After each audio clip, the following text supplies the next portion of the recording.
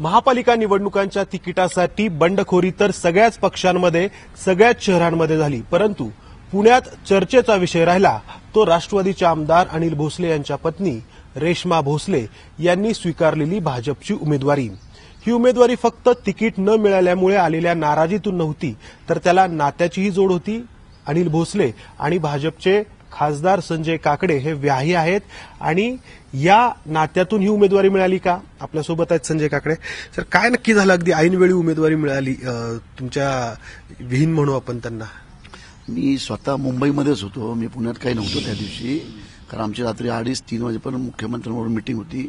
परंतु मला असं कळतंय की जेव्हा कोणी नेता एका कार्यकर्ते म्हणजे आमदार कार्यकर्त्यासारख्या आमदारला जर वाईट वागणूक देत असेल किंवा तुच्छ लेखत असेल तर ते चुकीचं असतं। तिकीटं दिली न दिली हा प्रश्न नसतो, समजून सांगायचं असतं, लँग्वेज समजून ठेवायची असती, बोलायची असती।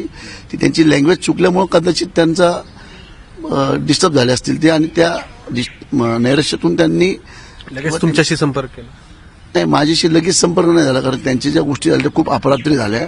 माझ्याशी सकाळी संपर्क केला त्यांनी, आणि सकाळी मग त्यांनी नाही त्यांच्या मिसेसनी संपर्क केला। ते तर बाहेरगावीच होते कुठेतरी त्यांच्या शेतावरती।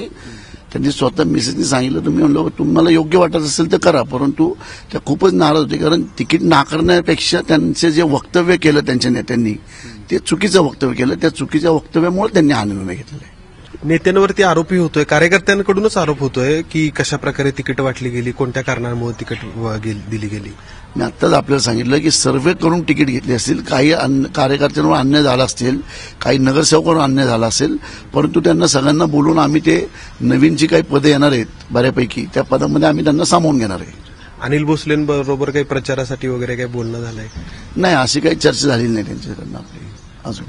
तर बंडखोरी तर सगळ्याच पक्षांमध्ये आहे, परंतु पुण्यामध्ये ज्या काही लक्षवेधी लढती आहेत त्या लढतींमध्ये या लढतीचा आता समावेश झालाय।